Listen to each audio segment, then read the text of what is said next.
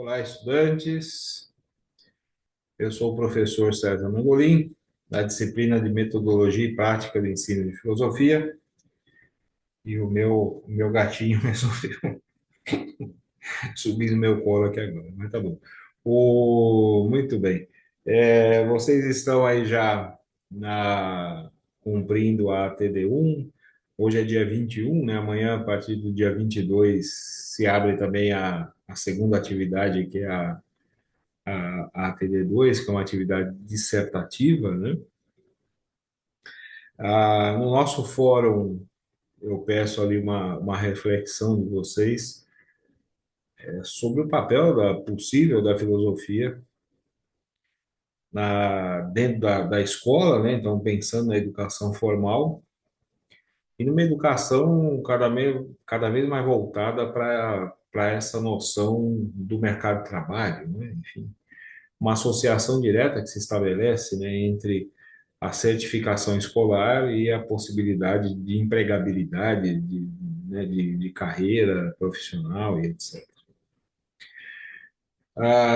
Que coloca desafios, evidentemente, para isso que nós chamamos de filosofia dentro da escola, né? Ah, Há uma dada visão utilitária, né, das disciplinas, quando muito, né? Às vezes elas são mais assim protocolares, né? São coisas necessárias ali para que a gente cumpra aquelas etapas e cumprindo aquelas etapas conseguir a certificação necessária para que se possa acessar o mercado de trabalho. Isso pensando no grosso da população brasileira, né? Que mesmo que em estratos sociais distintos, ou até classes sociais distintas, né? Mas em estratos sociais distintos que nos levam à necessidade de trabalhar, evidentemente, para conseguir sobreviver. Então, nós temos duas disposições aí. A primeira é uma disposição de encarar a escola como quase que como um mal necessário, né? Quer dizer, eu preciso passar por esse processo e conseguir a certificação, porque essa certificação é o passaporte para que eu consiga acessar algum nível de emprego. E isso tem se perdido até, né, em algumas situações. Para as gerações mais, enfim, para dar um exemplo mais concreto, né? A minha geração, por exemplo, né? Quem nasceu ali no começo dos anos 70, fim dos 60, começo dos 70 do século 20, nós éramos, mesmo em regiões já industrializadas, né? Eu mesmo nasci na região do ABC ali, em São Paulo, uma região já, nessa época, né, das mais industrializadas do Brasil, nós éramos ainda largamente filhos de uma geração não escolarizada, né? Então, as famílias mais empobrecidas, né? Os nossos pais não tiveram um percurso na escola, uma trajetória longa, né? Então, no geral, ali, o mais comum é que quem tivesse acessado a escola, o caso do meu pai e da minha mãe, por exemplo, fizeram isso até a quarta série, ali, né? Que a gente chamaria do primário. Na época deles havia exame de admissão para seguir, etc. Em geral, eles paravam por ali, né? Para a geração dos pais da minha geração, era bastante comum que eles atribuíssem, né, as condições de vida ali mais empobrecidas e as dificuldades exatamente a não ter conseguido estudar.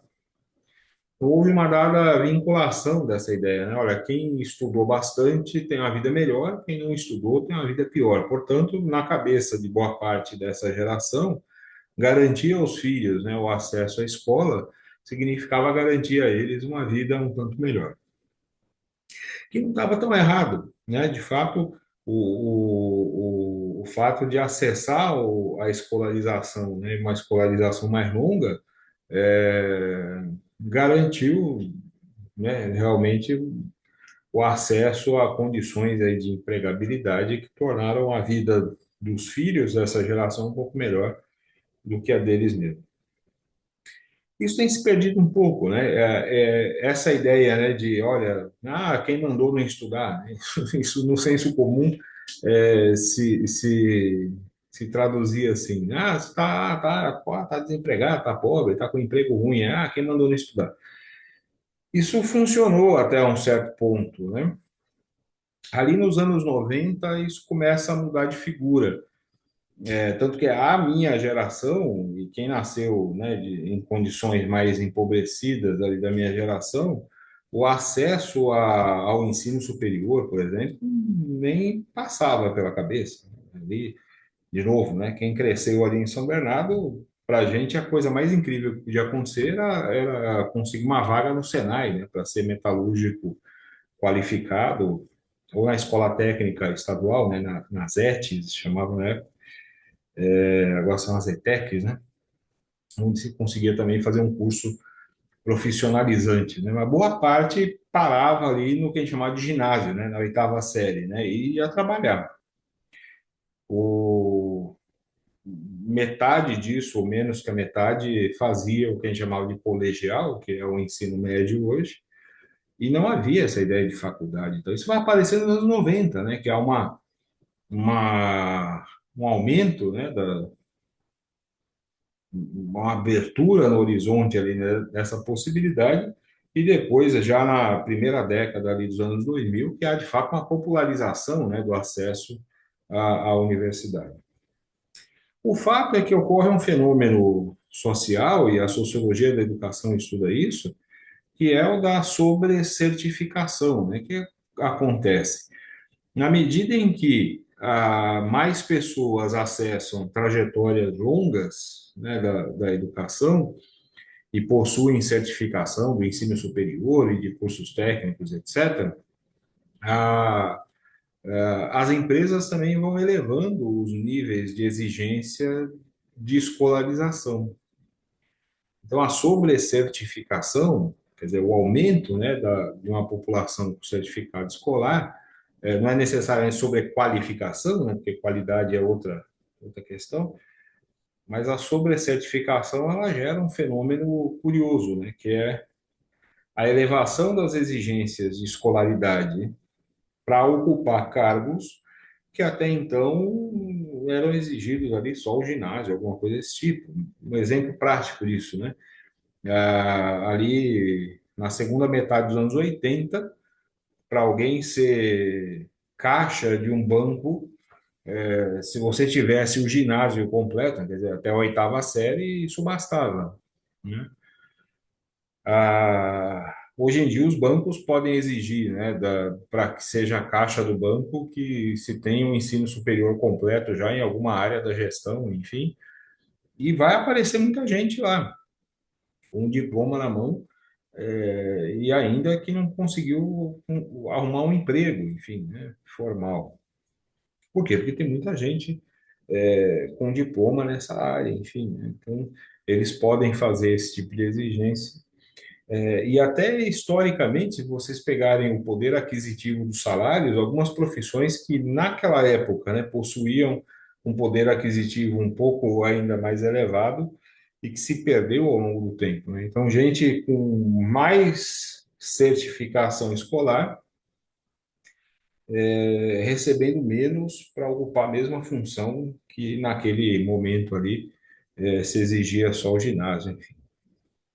O Pierre Bourdieu, que é um sociólogo francês, estudou esse fenômeno da sobrecertificação e do que ele chamava de uma exclusão prorrogada no tempo. Quer dizer que as famílias mais empobrecidas elas vão começar a acessar trajetórias escolares mais longas, mas por esse efeito, né, que eu expliquei agora, elas continuam a serem destinadas às mesmas posições, né, na divisão do trabalho, ainda que com mais diplomação.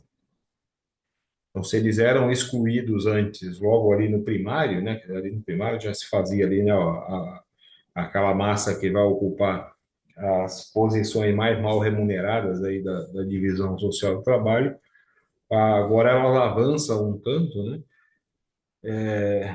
em termos de certificação e vão ocupar os mesmos lugares. E quem não adquire, né, a tal certificação vai enfrentar mais dificuldades também. Então, esse apelo, né, essa necessidade da certificação escolar continua a ser quase que uma obrigação, né? Não só porque é uma obrigação legal, né? Sabe que pela legislação brasileira você tem direito à educação básica e, ao mesmo tempo, a educação básica é uma obrigação do Estado e da família. Mas a obrigatoriedade ela passa também pela necessidade de ter algum nível de certificação para que se possa acessar o mercado formal do trabalho. O... E isso vai, então, né, como eu dizia, né, isso vai gerar uma perspectiva diante do processo escolar, não pelo conteúdo, né, ou pelo que se pode aprender ali de fato, e se desenvolver, mas tendo como objetivo a certificação mesmo, né? Então, assim, da maneira como for possível, né, fazer isso o mais rápido, de maneira mais indolor, se vai fazer, né? Daí a disposição dos estudantes no geral, até na faculdade, né, de fazer ali, olha, não vou estudar, né? Não vou gastar tempo estudando, né? Eu não quero entender isso aqui necessariamente, né? Eu só preciso dar um jeito de obter a nota necessária para que eu consiga a certificação. Esse raciocínio, né, a pessoa está ali, né, conscientemente pensando assim, mas ela vai agir assim, né? Então é por isso que ela vai lá, em lugar de fazer o trabalho, ela pega, sei lá, faz uma cópia ali, né? Pede lá para uma inteligência artificial resolver. A gente encontra texto de inteligência artificial nos fóruns que a gente pede aqui. Você veja que a essa disposição, né? Olha, do jeito que for mais fácil e indolor, né, eu passo por esse processo, né? TCC, né? Copiado, plagiado, coisa desse tipo. Colar na prova, né? Fazer, enfim, se a disposição fosse, não, eu quero aprender, né? Eu quero estudar de fato, eu quero entender essas coisas, os estudantes pediriam mais material e mais aulas e mais leituras e etc. E não menos, né? Não reclamariam, não ficariam felizes quando não tem aula, né? Quando o professor falta, coisa desse tipo. Então, é essa visão utilitária do processo que, assim, o objetivo não é o conhecimento nesse processo. O objetivo é um certificado. É uma visão utilitária, um lado, né, dessa visão utilitária que coloca desafios aí para a filosofia na escola. O outro lado dessa visão utilitária é mesmo aqueles, né, que se dispõem a, não, eu quero de fato aprender, a estudar e etc e tal, é uma visão utilitária no sentido de, né, olha, eu valorizo aquilo que vai me ajudar no meu trabalho, na minha profissão, né? Na educação básica, a gente vê isso até com uma disposição de alguns governos, né, de retirar da grade de disciplinas coisas que para eles são inúteis, né, são coisas que não têm necessidade. A filosofia sempre vai aparecer ali no topo disso, mas filosofia, sociologia, história, né, as coisas são desnecessárias, né? O que que é importante? É a língua portuguesa, né? Uma língua estrangeira, saber fazer cálculos, né? Quer dizer, essas coisas são importantes para preparar a pessoa para o mercado de trabalho. O restante é perfumaria, né? O restante é perda de tempo. Essa visão, né, de que essas disciplinas que nos ajudam a compreender o mundo, inclusive a formar valores, enfim, né? E a participar da vida coletiva de maneira um tanto mais consciente, seja lá na posição que você assumir, né, nesse processo, a posição ética e política, né, que você queira assumir socialmente, mas independentemente disso, né, a- as disciplinas que nos ajudam a formar esta massa crítica necessária, né, para pensar o mundo não só na relação entre o meu umbigo e o que eu consigo, né, para satisfazer minhas necessidades, essas disciplinas são vistas como coisas desnecessárias. E, de novo, insisto, né, a filosofia está sempre aí, nesse bloco também. Então, na faculdade acontece muito isso, né? Às vezes você, sei lá, todos os cursos aí tem alguma disciplina de sociologia, ou de antropologia, ou de filosofia e tal, aquelas disciplinas de formação geral, né? E é bastante comum que os estudantes vejam essas disciplinas como perda de tempo, né? Sei lá, né? A pessoa entra, eu entrei aqui para estudar, sei lá, jornalismo, né? Eu quero saber das técnicas do jornalismo e da comunicação social, né? Eu não quero saber de história de nada, não quero saber de sociologia de nada, eu quero saber disso, né? Curso de direito, sei lá, eu dei aula há muito tempo, curso de direito, disciplina de sociologia jurídica e filosofia jurídica. Isso não, eu quero ter aula de direito penal, direito civil, direito constitucional, direito previdenciário, e é isso que eu quero. Por quê? Porque ele vê isso como uma formação técnica, né? Algo que vai auxiliá-lo ali no dia a dia do trabalho. Sem conseguir entender que o direito, porque tem uma dimensão técnica muito forte, né? Ele vai se transformando com o tempo, né? Mas os princípios ali, o que fundamenta isso, o que serve de base, né, para essas decisões e tal, que quem vai fornecer é a história, é a sociologia, é a ciência política, é a antropologia, é a filosofia, essas coisas que nos ajudam a entender o porquê essas mudanças ocorrem, o porquê chegamos até esse ponto e por que as coisas mudam depois, são vistas como desnecessárias.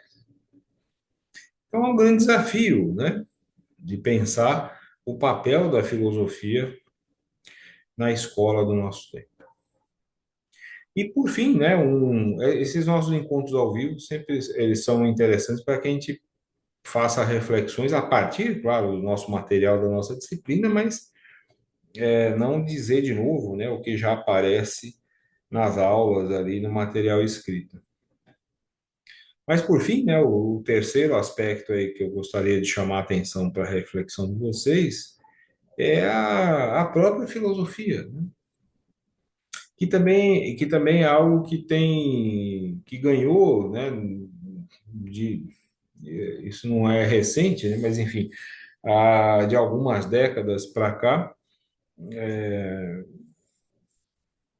passou a ser percebida ou como a especialização em algum pensador, em algum assunto, enfim, né, que no geral não diz lá muito respeito à nossa realidade aqui, né? Quer dizer, muita estudo sobre uma filosofia, quer dizer, né, algo que foi desenvolvido por alguém em algum momento, por uma corrente em algum momento, que procurava dar respostas a problemas muito específicos de determinados grupos humanos vivendo situações muito distintas das que nós vivemos aqui, né? Como os problemas próprios dos setores médios europeus ali no pós-Segunda Guerra, que vão dar vazão para as correntes todas do existencialismo, e aí você tran transfere isso para cá, acriticamente, né? E nós vamos ter aí um monte de brasileiros, né, especializados em Sartre, especializados em Heidegger, especializados em uma série de pensadores discutindo as vírgulas do texto de cada um, sem que isso faça lá muito sentido, né, para dar respostas para o nosso mundo agora. Quando nós chegamos na escola e tratamos a filosofia dessa maneira, né, quer dizer, a filosofia como a necessidade de entender o que este ou aquele ali disse, né, e são sempre coisas muito complexas, etc e tal, mas que não se refere diretamente à vida, né? Isso, no geral, não vai gerar interesse algum, né? E nem vai contribuir em nada na formação das pessoas. O, é derivado disso, talvez, né, que nós temos aquela visão de que quando alguém diz que estuda filosofia, a pessoa associar a filosofia a você falar alguma groselha qualquer no vento ali, assim, com um bêbado no bar, né, ele pega e fala alguma coisa ali assim, a pessoa fala, olha, ele filosofou, quer dizer, ele disse algo que não tem nada a ver com a realidade objetiva e não nos serve para nada, embora tenha sido bonitinho. A filosofia não deve ser isso. E se ela chega assim à escola, à educação básica, é, aí é que ela não vai dizer nada mesmo de coisa alguma para ninguém. Aqui na América Latina nós tivemos um bom debate sobre isso, né? Sobre uma filosofia latino-americana. O que significa isso? Significa fazer algo totalmente novo e rejeitar tudo que foi produzido em qualquer outro lugar do mundo porque não era na América Latina? Não. Significa utilizar o conhecimento humano acumulado, mas fazer com que a filosofia volte a ser o que ela é desde a origem, que é uma reflexão profunda, radical, né? Quer dizer, que tenta ir à raiz das coisas, e que dá resposta para questões fundamentais da nossa vida aqui. Então, uma filosofia original, como vai aparecer no debate ali entre o Zéia e o Bondi, por exemplo, a originalidade da filosofia não é o ineditismo. A originalidade da filosofia, ela dá respostas a questões que são questões nossas, que são problemas nossos, de fato, né? Que explicam e dão um encaminhamento, dão uma luz, né? Para problemas que são muito próprios nossos aqui, né? Isso é originalidade na filosofia. E, portanto, a filosofia ela precisa, para que ela tenha algum sentido, e aí isso não significa utilidade, né, mas para que ela seja atrativa, para que ela seja algo que chame a atenção dos estudantes e também a nossa, né? A filosofia não pode, ela precisa sair desta ideia de que nós defendemos que a verdade não existe, que a verdade é relativa, que tudo pode ser verdade, basta cada um querer, e que tudo que se diz pelos cotovelos é filosofia e tudo serve. E aí nós temos lá um monte de gente dizendo várias coisas totalmente díspares, e nós dizemos, olha, isso tudo é válido. De um lado, dentro da filosofia, do que nós chamamos de filosofia, a filosofia pode cometer o tipo de sandice que quiser e pode ser considerada filosófica desde que ela se organize a partir de um encadeamento lógico mínimo, né? A nossa tarefa fundamental é sair desse imbróglio e sair dessa armadilha, né? E religar a filosofia à vida mesmo, né? Religar a filosofia a uma necessidade de reflexão profunda sobre as questões que envolvem a nossa vida, o nosso mundo, enfim, e fazer isso sempre, né? O parâmetro fundamental não é o negacionismo científico, o negacionismo com relação à possibilidade de aproximação da realidade objetiva, né? Mas é o contrário, né? Não é possível produzir filosofia, de fato, no nosso tempo, sem que nós saibamos acompanhar de muito perto os avanços todos do conhecimento humano e da ciência. Tem muito cientista, tem muito físico, por exemplo, que tem produzido filosofia de fato, né, muito melhor do que muito filósofo. Por quê? Porque ele parte de um conhecimento da realidade objetiva e desse conhecimento da realidade objetiva, ele estabelece valores, ele estabelece critérios, né, da relação com o outro. Ele estabelece, portanto, uma ética. Ele estabelece também objetivos de sociabilidade. Então, nós temos uma ética, nós temos uma política. Ele consegue estabelecer critérios para que a gente possa validar aquilo que nós consideramos ser verdade e realidade objetiva. Então, ele consegue desenvolver uma filosofia da ciência e uma epistemologia. Ele consegue definir valores, né, que vão dar qualitativamente, né, a expressão daquilo que parece belo e daquilo que parece feio, daquilo que parece bom, daquilo que parece nocivo, e ele vai desenvolver noções de uma estética. Aí isso é filosofia, né? Na maneira como Epicuro fez filosofia, como Aristóteles fez filosofia, como Platão fez filosofia. E, portanto, nós precisamos refletir sobre isso profundamente, né? Apreender profundamente as conclusões dessa reflexão, para que a gente possa enfrentar os desafios todos, né, que são postos para professores de filosofia na escola, tentando tornar a filosofia algo que faz parte da vida das pessoas, né, e não um discurso abstrato que fica solto lá nas nuvens e ele é proclamado só para que alguém olhe para você e te ache inteligente, né? Isso não nos ajuda muito, tá bem? Bom, são vários temas aí para a gente pensar, né? E são grandes problemas para a gente pensar. Vamos conversando. Meu abraço para vocês e até a próxima.